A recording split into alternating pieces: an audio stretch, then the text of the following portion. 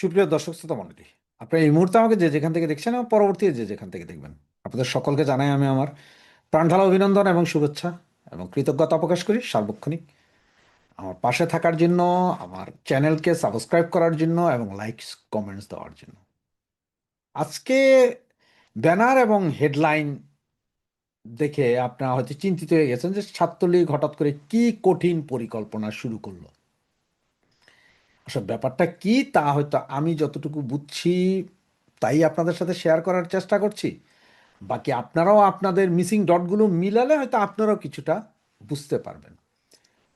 আপনার একটা জিনিস হয়তো খেয়াল করেছেন, দীর্ঘ 18-19 মাস বা 20 মাস চলে গেল, এর ভিতরে যেহেতু বাংলাদেশ আওয়ামী লীগ এবং ছাত্রলীগের রাজনৈতিক কর্মকাণ্ড নিষিদ্ধ, এরপরও বিভিন্ন জায়গায়, বাংলাদেশের বিভিন্ন জায়গায় হঠাৎ হঠাৎ করে ছাত্রলীগের ছেলেপেলারা মিছিল করছে। কখনো কখনো খুব কম হলেও দুই একটা আপনার যুবলীগ, স্বেচ্ছাসেবক লীগ মিছিল করেছে, আম, যুব মহিলা লীগ করেছে। এরকম দেখতে পেরেছেন। আওয়ামী লীগের একটা বা দুটো বা এর বেশি হতে পারে, দুঃখিত আমি জানি না, আমার কাছে মনে হচ্ছে একটা বা দুটো মিছিল হয়তো সরাসরি আওয়ামী লীগের হয়েছে। এছাড়া আওয়ামী লীগের ভাতৃপ্রতিম সংগঠন যেগুলো আছে, আর যেমন আপনার শ্রমিক লীগ, তারপরে আপনার কৃষক লীগ, এই সমস্ত, এদের এখনো মিছিল যদিও দেখা যায়নি, একদম নিষ্ক্রিয় একরকম বলতে পারেন। তো নিষ্ক্রিয়তার কারণ হচ্ছে যে আপনার যেই হারে মব সন্ত্রাস চলতেছে, সবাই বাস্তুচ্যুত, স্থানচ্যুত, অনেকে দেশের বাইরে গিয়ে চলে গিয়েছেন যান বাঁচাইতে। এরপরও কোটি কোটি জনসমর্থন বাংলাদেশ আওয়ামী লীগের এখনো আছে। এই পরিস্থিতিতে আপনারা খেয়াল করছেন যে বাংলাদেশ ছাত্রলীগ, তারা বিভিন্ন জেলা, উপজেলা এবং ইউনিভার্সিটিগুলোতে আপনার কমিটি দেওয়া শুরু করেছে। হ্যাঁ, আমি আপনাদের সাথে আমিও একমত যে অনেকখানে অনেকগুলো কমিটিতে হয়তো ভুল করা হচ্ছে।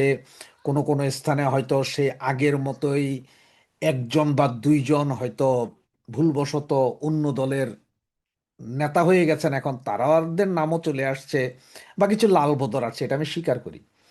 তবে এখনকার যে পরিস্থিতি, তাতে এই পর্যন্ত প্রায় 50টা বা 54টা কমিটি দেওয়া হয়েছে। তার মানে আমার 2-4-5টা নিয়েই আপনার সমস্যা আছে, বাকি কোনোগুলোতে এখনো তেমন সমস্যা পরিলক্ষিত হয়নি বা বাদ বিবাদও হয়নি।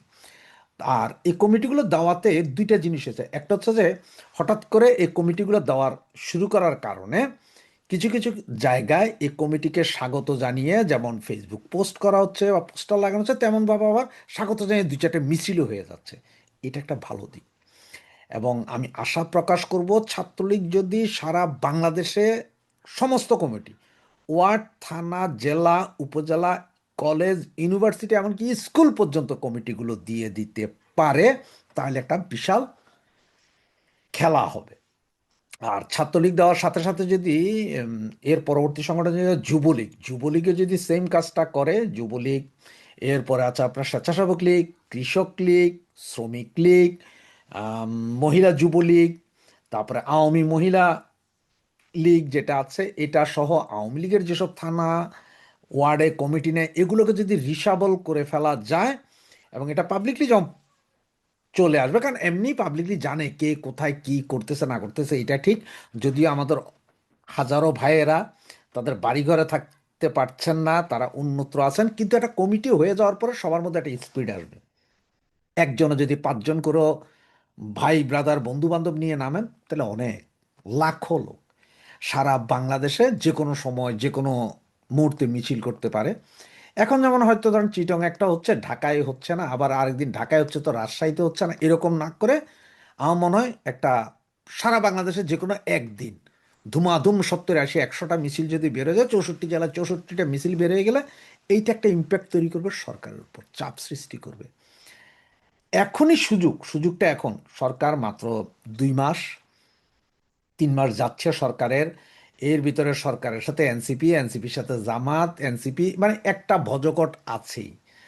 আর কিছু কিছু আওয়ামী লীগ ছাত্রলীগ করতো বা আওয়ামী পরিবারের কিছু কিছু লোক ভয়ে হোক আর আগে গুপ্ত থাকুক, এখন প্রকাশ্য হোক, তারা এনসিপি, জামাত, বিএনপিতে জয়েন করতেছে, এগুলো যাবে, এগুলো নিয়ে চিন্তা করে লাভ নেই।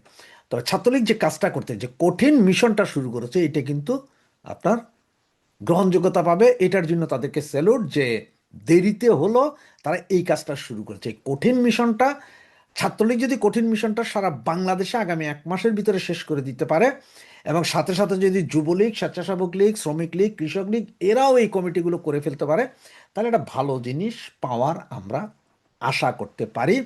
এবং আমাদের হাতে এখন অনেক কিছু আছে। যেমন হামে প্রায় 560 জন শিশু মারা গেছে। এছাড়া আপনার দ্রব্যমূল্যের ঊর্ধ্বগতি, পেট্রোল নাই দেশে, গ্যাসের সিলিন্ডারের দাম বেশি, সামনে কোরবান, শুরু হচ্ছে লুটতারাজ, গরু লুট। এছাড়াও প্রতিদিন আপনার 10-12টা মার্ডার দেখা যাচ্ছে, কোথাও মহিলাদেরকে ধর্ষণ করে ফালাই দেওয়া, মেরে ফেলে দেওয়া হচ্ছে।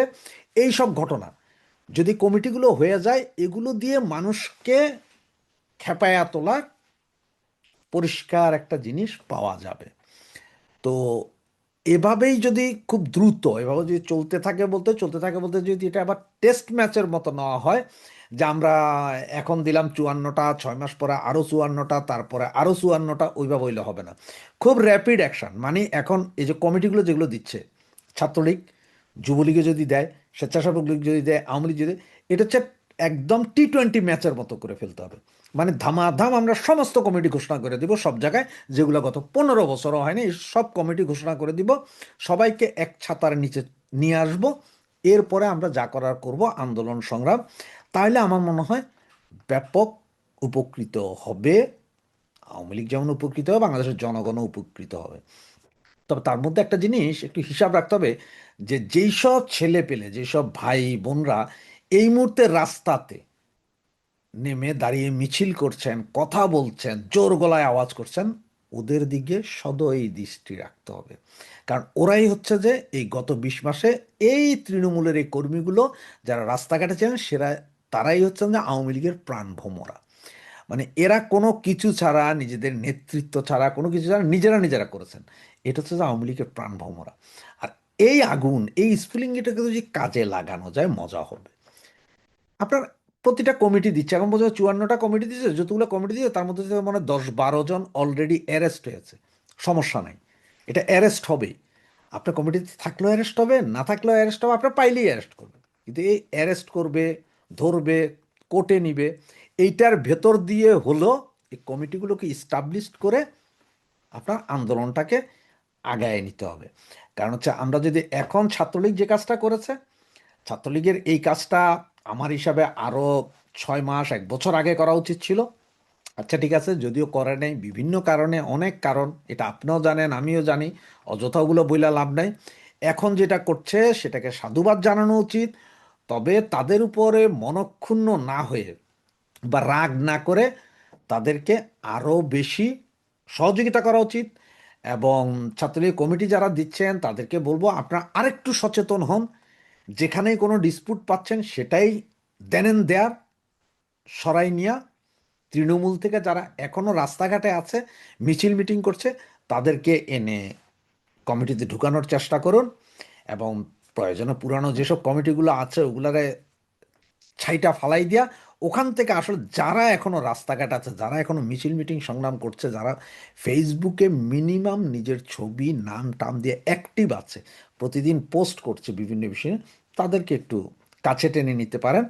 এইটা হইলে আরও ভালো হবে।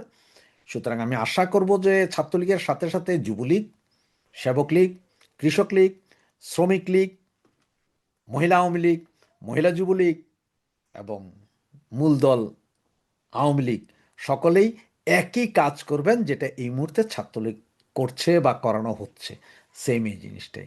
ধন্যবাদ। জয় বাংলা, জয় বঙ্গবন্ধু।